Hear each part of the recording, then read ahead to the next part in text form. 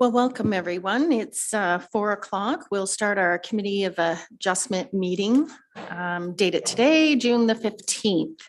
I believe everyone has set agendas and we'll be following the agenda. I see that we have no regrets. And my welcoming comments would be that let everybody know that Mapleton Market's on this afternoon. It's at the lower level of the Drayton parking lot across from the fire hall. It runs from 4 till 7. So hopefully people in the area are enjoying coming out and seeing what Mapleton has to offer. So that leads me into 1.3, calls for deferral or withdrawals. I actually would like to add a friendly amendment, and we'll do an addition under general business under 6.3 with the addition of discussion on Committee of Adjustment decisions. And I'll ask our secretary, Mr. Larry Wheeler, if there's any other deferral or withdrawals at this time. Thank you, Madam Chairperson. No further additions or withdrawals or deferrals. Thank you. Perfect. So I'll ask all committee members, does anyone have any declaration of pecuniary interest? No, seeing none. Brings us on to agenda number 3, 3.1. If I can have a mover, Member Sheik, seconder, Member Stanners. I have a recommendation that the minutes of the Township of Mapleton Committee of Adjustment hearing held on May the 11th, 2022 be confirmed as circulated in the agenda package. Any errors or omissions? Seeing none, I'll call the question. All those in favor? All those against? Motion is carried.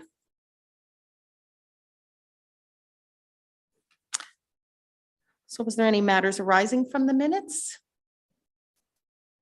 Okay, so that leaves us to our hearings.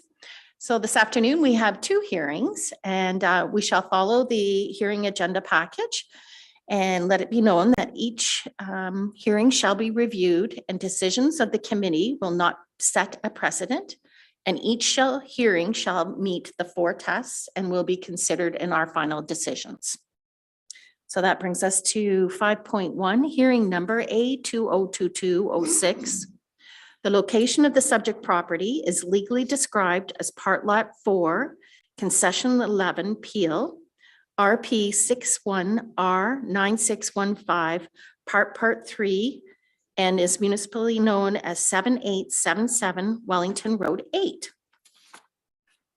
The purpose and effect of the variance application is to permit a reduced easterly side yard setback and a reduction in the required parking. The applicants are proposing to construct a storage building on the subject lands and require a variance to allow a southerly side yard setback of 1 foot, whereas 9.8 feet is required. A further variance is requested to allow minimum parking of 41 spaces, whereas 48 are required. Other variances may be considered or deemed appropriate. So at this time, I'll ask for the statement of the Secretary Treasurer regarding notifications and comments received to date. Mr. Larry Wheeler. Thank you, Madam Chairperson. Staff can confirm that agencies and Mapleton staff were provided with the required notice by prepaid first-class mail or by email on May 31st. Statutory postings were completed May 31st. A response of no concern was received from the County of Wellington Planning Department, County of Wellington Roads Department, GRCA, Wellington Source Water Protection, Mapleton Building Department, Fire Department, and Public Works. Thank you. Thank you.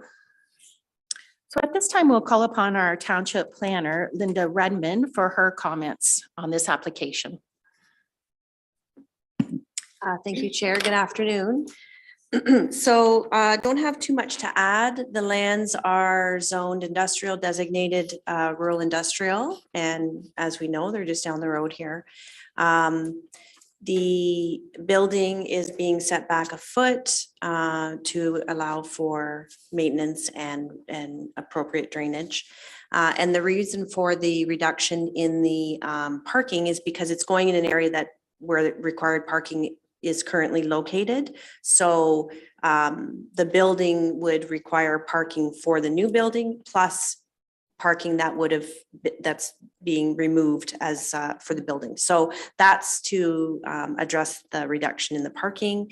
And we've been informed by the applicant that they have adequate parking now for the use on the property and their staff and employees and visitors. So we're satisfied then if they have enough parking to provide for their business, then we're okay with that variance as well.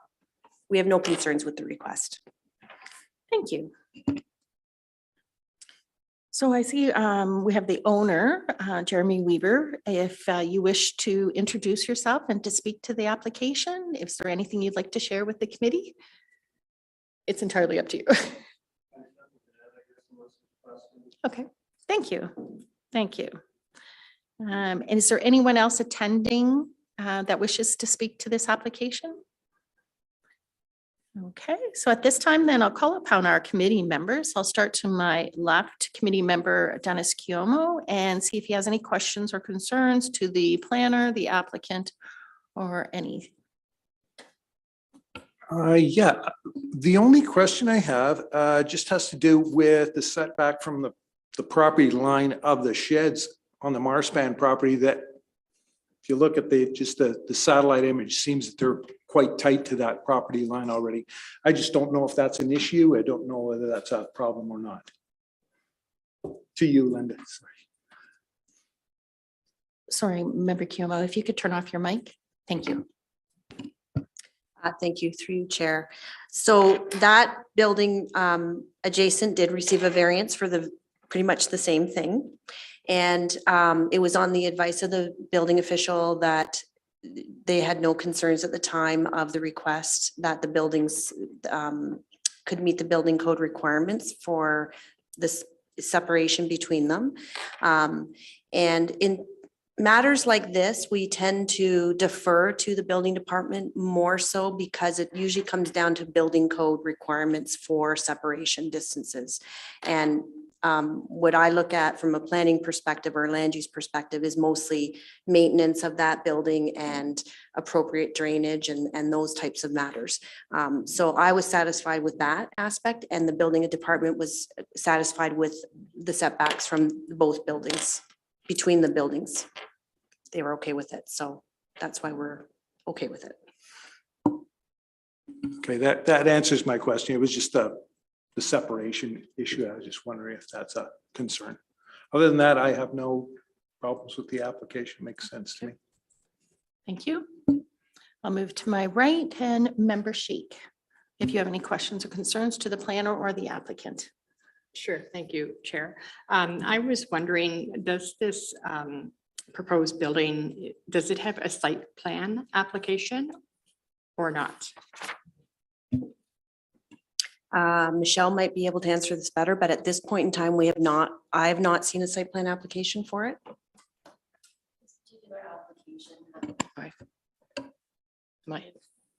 This particular application does have an original site plan, but given the size of the structure, it's already received an exemption. It will no longer, it does not, we're not requiring any further amendments to it. Okay, so then my next question is, I see on the current drawing that came with the application that the snow storage, is that staying in the current location as to where it is? That's a question for the applicant.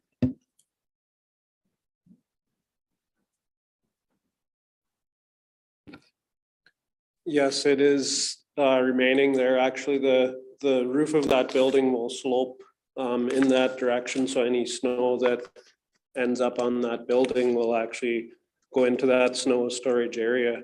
Currently, we haven't actually been using that allocated area for snow storage. It's been being pushed out and around other directions because there's a chain link fence there anyway. And there's a row of pine trees. We've been pushing the snow, not blowing it for the most part. So it could be blown, I suppose, over that new structure that's being put there. But to date, we haven't been using that area for snow storage, even though it's been shown as that on the site plan, on the original site plan that we did several years ago. So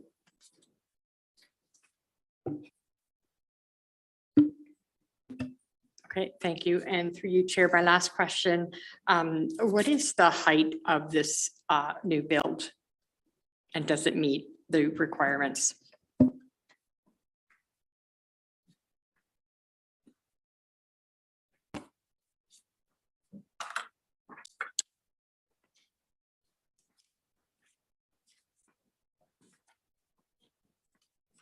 Here it is.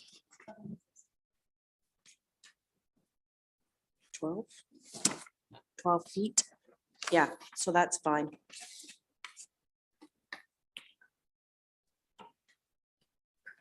Okay, thank you, Member Shake, and we'll move on. Member Stanners, do you have any questions, concerns to the planner or applicant? Thank you, Chair. Yeah, I have a question. On the notice of public hearing, it says it's on the southerly side of the property. And on the planner's comment, it is on, what else could, on the easterly side. And I know some people say this is east, but a lady told me the other day that that's south and that is west. And when you look at it, and there's two driveways onto the property. And the side yard then is actually out to County Road 8. And I don't want somebody down the road to haunt this decision that we can go within a foot of County Road 8. I think it should be clarified as one or the other. I know our roads do not go due north and south. They're 22 degrees off, right? But this other person I talked to, no, that's definitely south, but yet though it is 68 degrees off south. I just think it should be one or the other before it's all approved. Perhaps planner Linda Redmond have comments on that? If you turn off your mic, please. Thank you. The notice was incorrect. That was my error.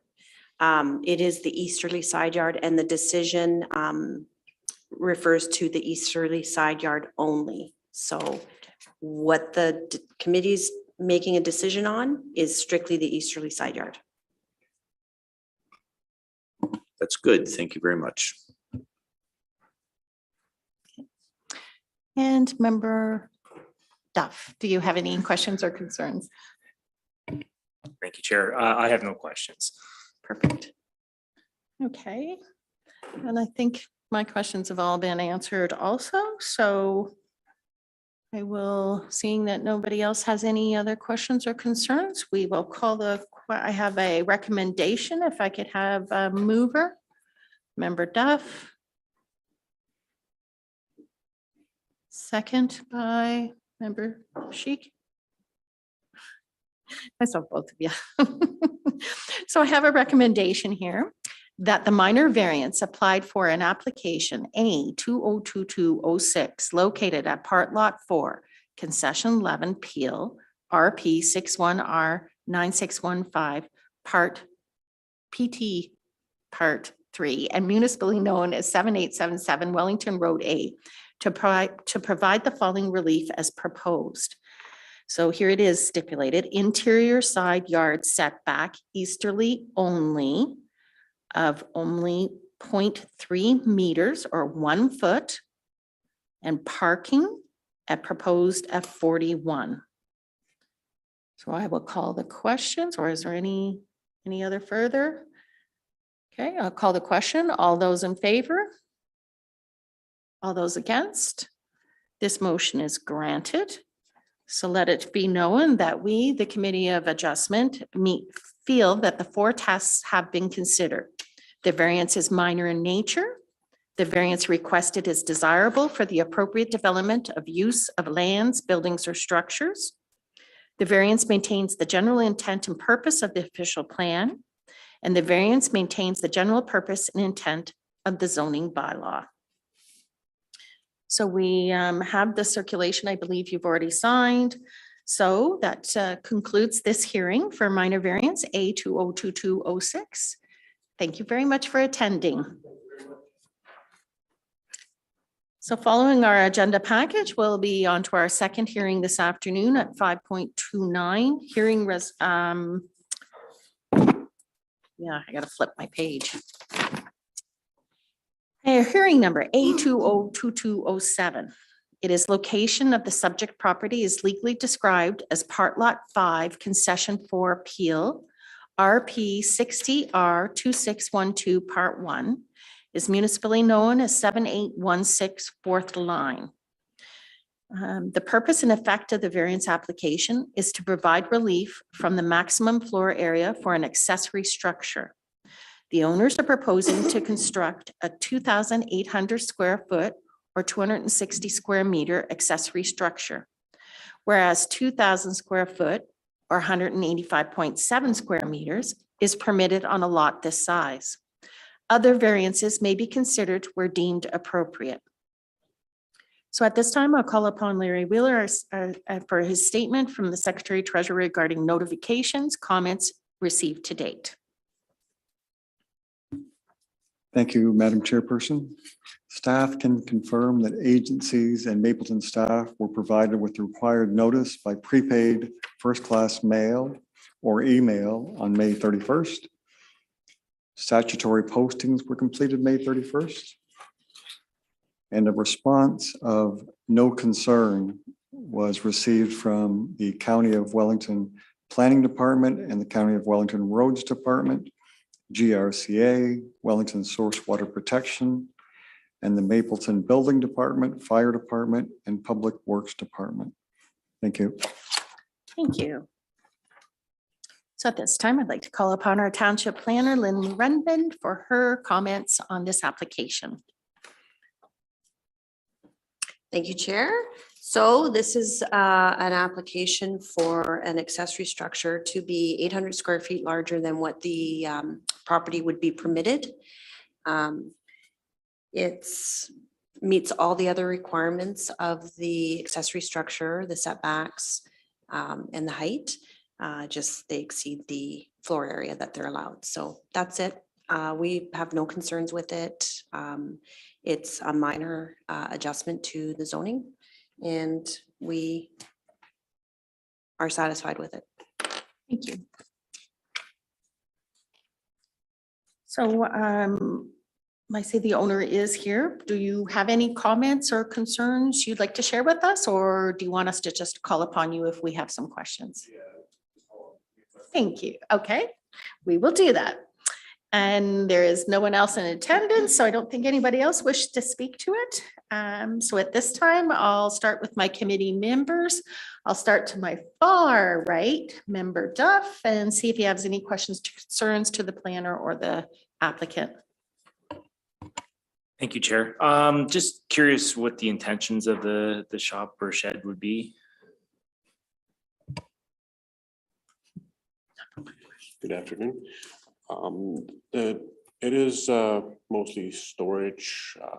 We've been doing our maintenance on our vehicles, we usually do it all ourselves, and it's usually, of course, the maintenance go into the winter, and then we got to do them outside sometimes, and we've got a camper trailer, a boat, and then the boys are quite active with their things too, like their kayaking and storage, mainly storage, and a place where it can more like a family, so we can work on our things, our gadgets, whatever we don't have. Then I know it's quite a large driving shed, but while we're at it, the way it looks, I think you can always never have enough room, it seems. Thank you. That's all I had. And Okay. it looks like it's gonna be a great shop. I'm jealous, so. Member Stanners, do you have any questions, concerns to the planner or applicant? Thank you, Chair. When I look at these elevations of the building, we have 14-foot high walls, 22 feet to the peak, which tells me the center of the roof line is at 18 feet. Are we not always stopping them at 15 feet without because other than that, we looked at like it was supposed to be a maximum of 15 feet to the center of the roof, and it was because of a walkout basement, it was much higher. Does the 15-foot rule apply on this one? Like, I have no problem with it being 18 feet. It's kind of on a sloped piece of land too, right? But I just want some clarification what that number is. I don't want it to come back from the building department that, hey, they can only be 15 feet and we have to go through all this procedure again? Great question for perhaps our planner. So the maximum height for properties that are located in the agricultural zone on reduced ag lots, the maximum height is 22 feet, measured to the center line. So they are under it at the 18 feet. The one you're talking about, it was also 22 feet, but the walkout level made it go beyond that. The 15 feet requirement is for accessory structures in the urban centers like Drayton and Moorfield. That's where that requirement kicks in. Okay, so on that last application, there must have been a misprint of putting a 15 in it. Because it's the same type of rural country. It could have just been a misprint. I just wanted clarification what the rule is, and I've just learned something, so I appreciate it. Thank you. Member Sheik, any questions, concerns for the planner or the applicant? Yes, through your chair. So I'm just looking at the drawing of this shop.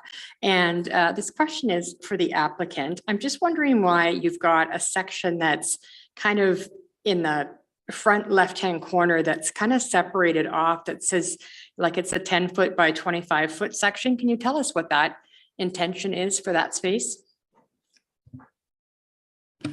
Okay, so that is, from the outside is more detailed, mostly looks, but then the inside is, give us a little bit of storage up, on top. Yeah, for more storage on top, and then, a little bit of a break room or whatever, just not sure what this, how to say it, but it's just, maybe a room where you keep more of the dust off of things, or it's, yeah. There'd be more like a desk in there and just some things that wouldn't really go in the shop, I guess. Okay, so then just to clarify what you just told me, so you're looking at a second floor above that space? Is that what you're saying? Yes, it is basically just to walk on top, and then there'd be a railing around just for extra storage, let's say the boys' bikes and stuff like that. Yeah, that's what it would be. So you're talking a mezzanine? Yes, I believe that would be more like, yeah, I'm not sure what I exactly would call it, but yeah, it would be, yeah, just a walk on. It's not, yeah, it would be a solid floor, I guess. So you're talking, so from in that section is kind of like a fire break, a wall different from the rest of the shop. Is that correct? Yeah, that's right. So through you, Chair, to the planner, does that square footage need to be added to the proposed application? If it's a mezzanine, it does not. If it's completely enclosed, it will need to be added. Okay, so then completely enclosed would be like if there's doors on it, right? That's what, and if I didn't have doors on it, then it would be, then it wouldn't include the square footage. So you have the lower building, the lower room that has walls and doors, and then above it you have, it's just open with railings. So, right, so that's the area we're talking about. And if it's open and it's just a railing, that's a mezzanine. So we don't include it. Thank you for the clarification on that. The other question that I had, I didn't see anything in the package from the Public Works Department, but I was just wondering whether they had any concerns with, or if they approved with an entrance, because I see this application will require a new entrance for this proposed building. And I'm just wondering if there was any feedback from Public Works Department on that, because it is on a bit of a knoll of a hill. So I'll answer that. In terms of the building itself, the Public Works Department does not have any issues or concerns. There is a no second entrance policy for residential use. If this was a farm, that would be different, but at this point, the applicant has only literally just found out that a second entrance will not be permitted.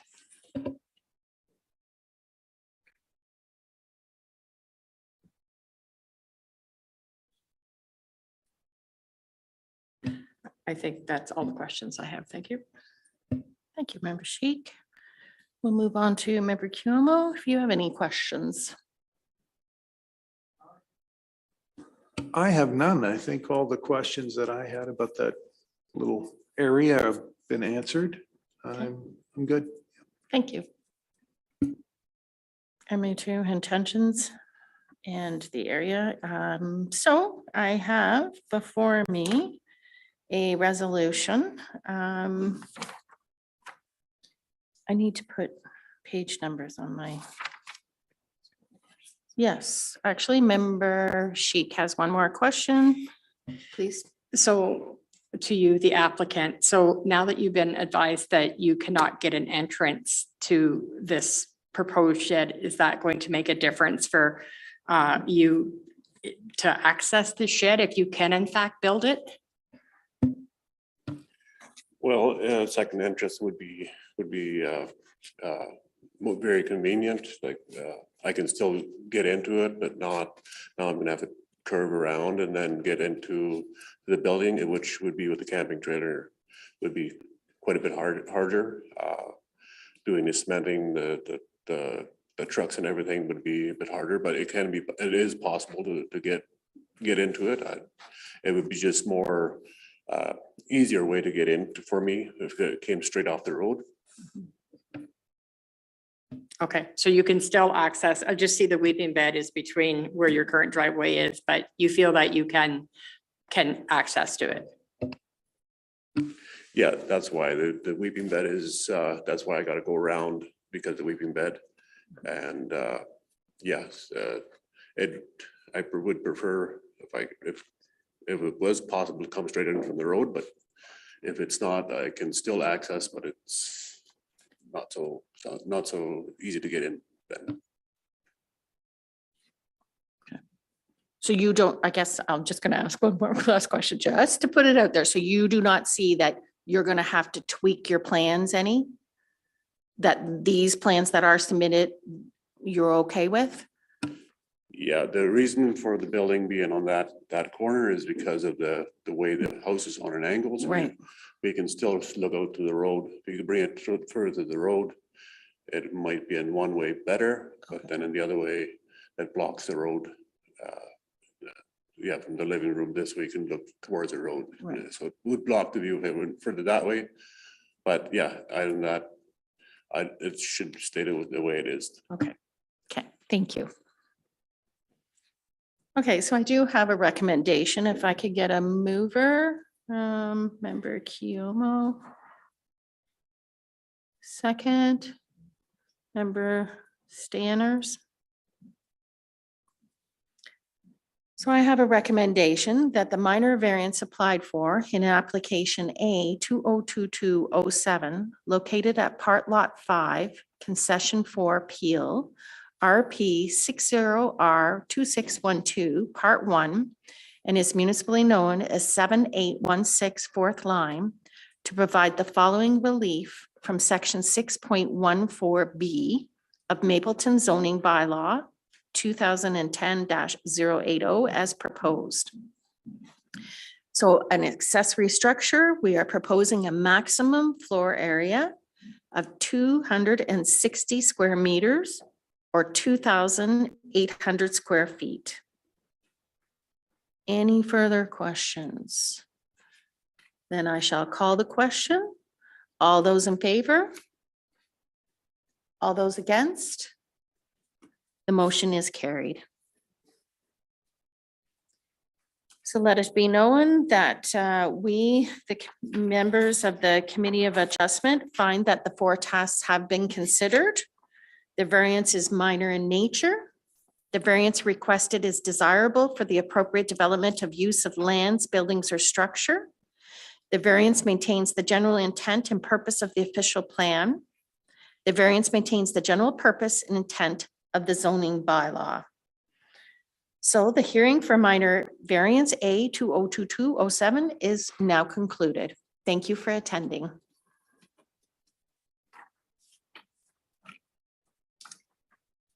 So this moves us on to number 6. Thanks.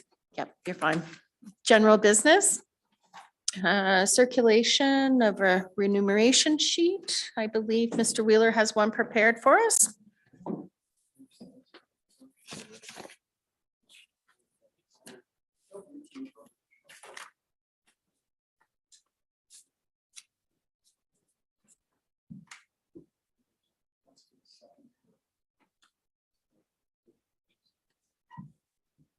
Second here, and I'll get you only to sign the back page. Not the decision, not the decision, not the decision. Yes, correct. Thank you. Oh, sorry, our planner, Linda Redmond. Can I just say a few things while you're signing that? We're still in session, right? Yes. Yeah. Peg Chic, you had mentioned during that last hearing that you noticed that there weren't any comments included in the package from engineering from Public Works for the last one. I just wanted to let the committee know that, first of all, the comments do have, as you all saw, the comments, we've incorporated them into our report now. Yeah, I know, I like that. Yeah, Very so it nice. summarizes everything for the committee. But part of that is also, we do have planning development meetings that Michelle oversees. And so we get together and we discuss applications. So sometimes, particularly this last time, because there was vacation and people were off sick and we couldn't, it was easier just to coordinate a meeting and go through the applications, and they provided oral comments to us. So that's what was incorporated into the report. So that's why you didn't see. And so moving forward, there may be times you're not going to see a written comment from our internal staff, because they'll provide us with their comments at these meetings, and then we'll coordinate them as part of our comments, just so you know.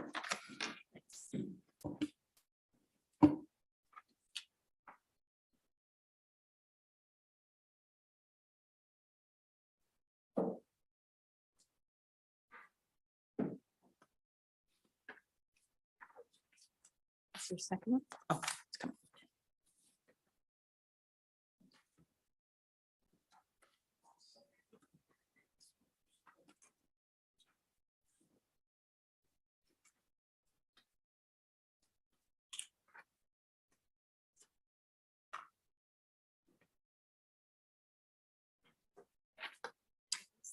This is the attendance. This is the attendance for each one.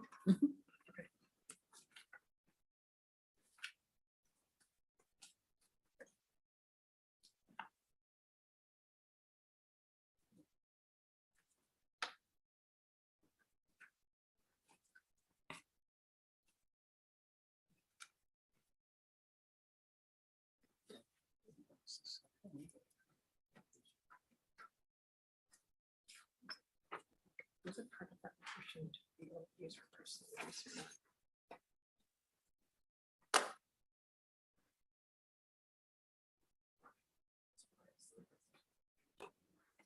The top of the evidence would say that the conditions not necessary.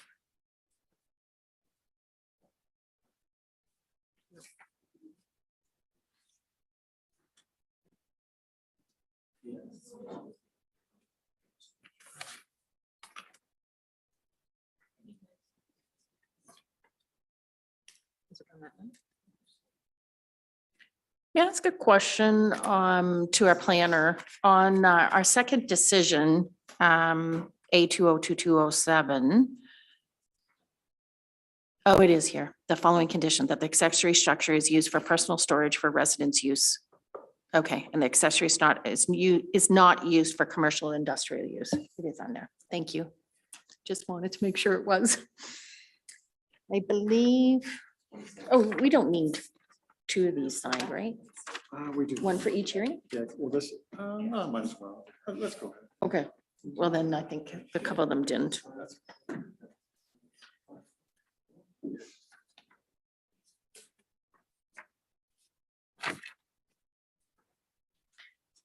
So I could go on. We have upcoming hearings, July the 13th. I believe we do have something, Michelle? Or not? At this point, no, we do not have any applications. Okay, then the next scheduled one would be August the 10th that we have in our books. So we'll go from there. There was a potential and depending on if they were to get it in on time, but it has not shown up, so Okay. So we might have summer vacation. we might. So this will bring us into general business, our friendly amendment 6.3. We'd like to have some general discussion on the process of the Committee of Adjustment decisions, and after the decision's made, what goes on from there. So at this time, I'd like to call upon Member Sheik. I believe she has some questions that we'd like to discuss. Sure, well, I just wanted to have discussion amongst the committee members as far as if you're aware or discussion with the staff as to what if there is responsibilities and who's responsible for decisions of Committee of Adjustment. As far as decisions that we've made on applications and, if there was steps that were to be completed and who is looking after that or who's completing the follow-up with that. So I don't know who may answer that question. We'll try.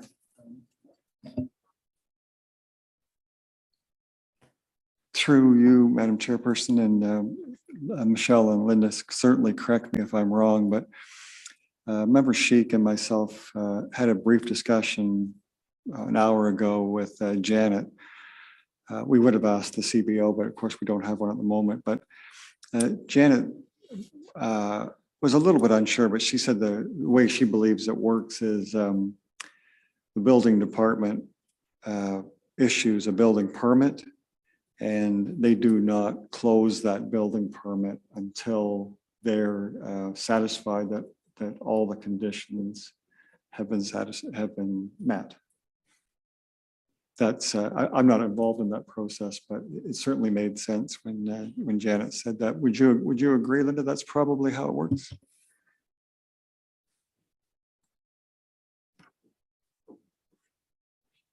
Sorry. Oh, if you turn off your mic. Sorry, Thank you. I thought I did. Yeah, so through you, Chair, I too spoke with Janet because there was a particular application that was being, we were talking about. And so there's a few things that they do in the building department. There's that, and there's also if it's a situation where you have an accessory structure and there's other accessory structures on the property that have to be removed because what was approved, it would exceed what was approved, which happens quite often because usually they have something there and they want to build something bigger.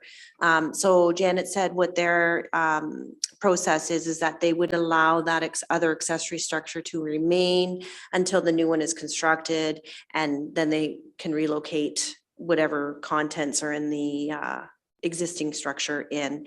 She also indicated though that they would be required to take out a demolition permit if the building is over 108 square feet.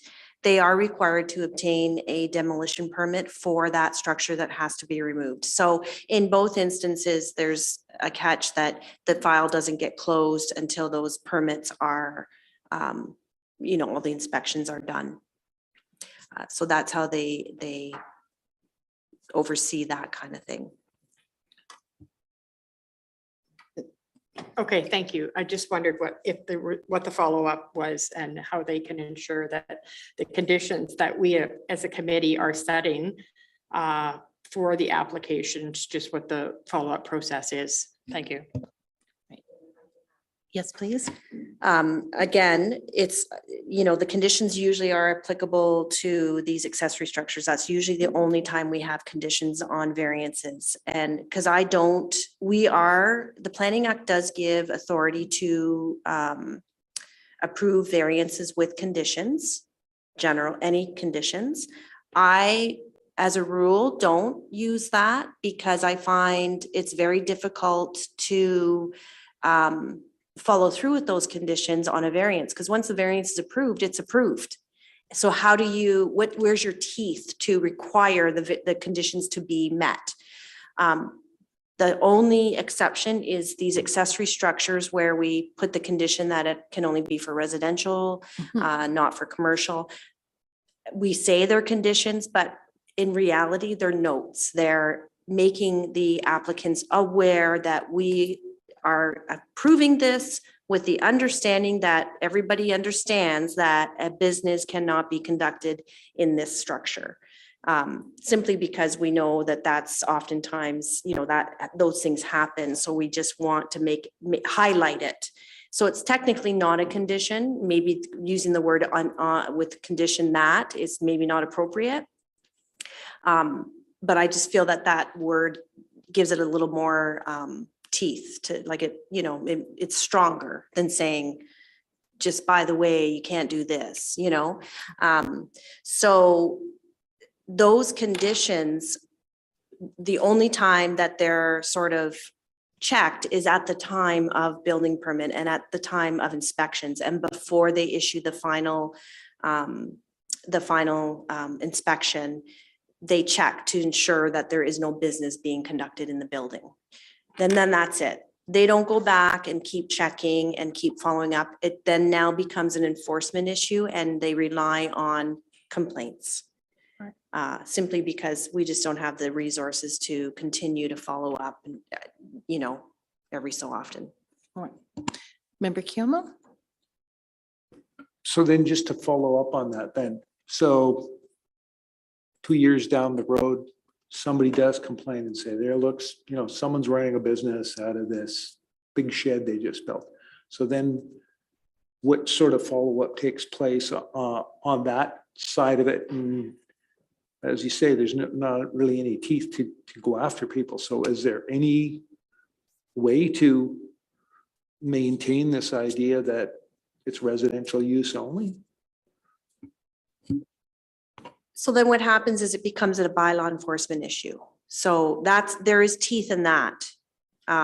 So then it gets referred to the bylaw enforcement officer, and then they have a process in place to bring it into conformity. So they would issue, you know, a letter or however whatever they do. And basically it's, you know, you're operating this business, the zoning doesn't permit it.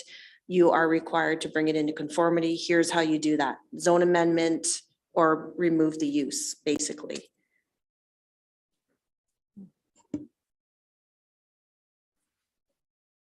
Okay, I think it's great conversation and discussion, and one I think perhaps I would love to have again as a committee as a whole with our new CBO when that time comes.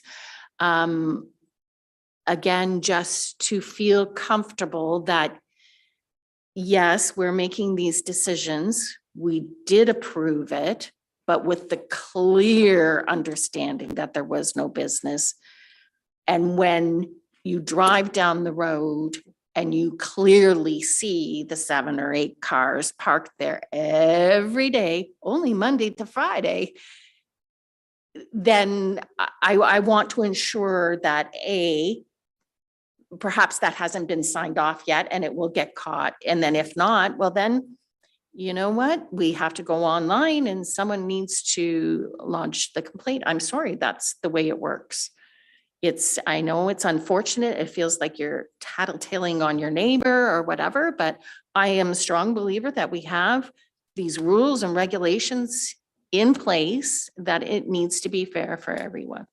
So I would hope that perhaps when you're setting the agenda again, when we introduce the new CBO, perhaps you can add on again under general business that we can have a discussion of this sort. I'd appreciate it. And if I could just ask for one more little housekeeping, could we put numbers on the pages of just our this part? Okay, because your chair does not, she gets confused because she's a messy person behind this table. Okay, there you go. Perfect. Well, maybe I just need to read. So I think we have the signing of the decisions. I believe it is adjournment. Thank you all for attending, and we may see you again July, August, or it might be September. Meeting is adjourned.